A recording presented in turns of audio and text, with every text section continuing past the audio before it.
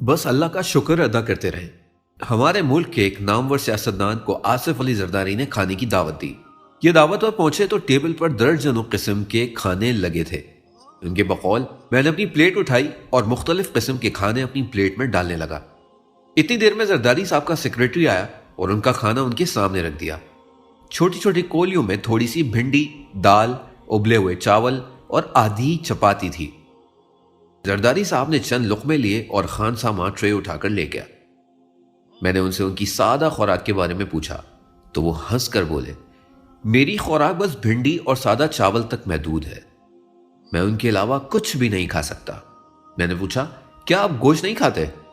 वो मुस्कुराए और बोले, मैं गोश्त खा ही नहीं सकता। मैं खाना खाकर वापस आ गया, लेकिन आप यकीन करें मैं उसके बाद जब भी मैं खाना खाने लगता तो मुझे जरदारी साहब की ट्रे याद आ जाती और मैं खाना भूल जाता हूं। इरशाद अहमद हक्कानी पाकिस्तान के सीनियर साफी और कॉलम निगार थे। रोजनामा जंग में कॉलम लिखते थे। शाह साहब ने बताया, मैं 1998 में ईरान जा रहा था। इरशाद अहमद हक्कानी से मुलाकात हुई। उन्होंने पूछा, क्या आप मशहद भी जाएंगे? मैंने अर्ज किया, जी हाँ, मैं जाऊंगा। उन्होंने फरमाया, आप मेरे लिए वहां खुसूसी दुआ कीजिएगा। मैंने वादा कर लिया, लेकिन उठते हुए पूछा, आप खैरियत से तो हैं? हक्कानी साहब दुखी होकर बोले, मेरी बड़ी आंत की मूवमेंट रुक गई है, जिससे जिस्म के फुजलात खारिज नहीं होते। मैं रोज अस्पताल जाता हूं और डॉक्टर मुझे बेड पर लिटाकर मशीन के जरिए मेरी बड़ी आंत से फुजलात बाहर निकालते हैं और यह इंतहाई तकलीफ देह अमल होता है। शाह साहब ने उसके बाद कानों को हाथ लगाया, तौबा की और कहा, हमें रोज अल्लाह का शुक्र अदा करना चाहिए। हम अपने मुंह से खा भी सकते हैं और हमारा खाया हुआ हमारे पेट से बाहर आसानी से निकल भी जाता है, वरना दुनिया में हजारों लाखों लोग अपनी मर्जी से खा सकते हैं और ना निकाल सकते हैं। ये बात सुनकर मुझे बेख्तियार चौधरी शुजात हुसैन याद आ गए। चौधरी साहब खानदानी और शानदार इंसान हैं।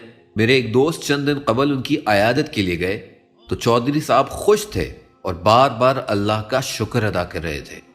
मेरे दोस्त ने सेहत के बारे में पूछा तो चौधरी साहब ने जवाब दिया, मैं बहुत इम्प्रूव कर रहा हूं, मैं अब अपने मुंह से खा भी सकता हूं और अपने पांव पर खड़ा भी हो सकता हूं। दोस्त ने पूछा, आपकी हालत इससे पहले कैसी थी? चौधरी साहब बोले, मेरी टांगे मेरा बोझ नहीं उठा पाती थी और मेरे पेट में ट्यूब लगी हुई थी। डॉक्टर मुझे उसके जरिए खिलाते थे। मैं मुंह के जायके को तरस चुका था, मगर अल्हम्दुलिल्लाह अब मैं थोड़ा थोड़ा करके खा भी लेता हूं और चल फिर भी सकता हूं। मैं बैंक के एक मालिक को जानता हूं, ये सुबह जागता है तो 4 बंदे 1 घंटा लगाकर उसे बेड से उठने के काबिल बनाते हैं।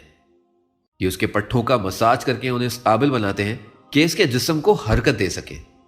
इसकी गाड़ी की सीट भी मसाज चेयर है। ये सफर के दौरान उसे हल्का हल्का दबाते रहती है और उनके दफ्तर और घर दोनों जगहों पर एम्बुलेंस हर वक्त तैयार खड़ी रहती है। अब दौलत और असर और सुख देखें तो आप रश्क करने पर मजबूर हो जाएंगे, और अगर आप उसकी हालत देखें तो आप 2 घंटे तौबा ही करते रहेंगे। इसी तरह पाकिस्तान में होटल्स और मोटल्स के एक टाइकॉन सदरुद्दीन हाशवानी, ये 5-6 बरसों से शदीद अलील हैं। डॉक्टर्स और फिजियोथेरापिस्ट दोनों हर वक्त उनके साथ रहते हैं।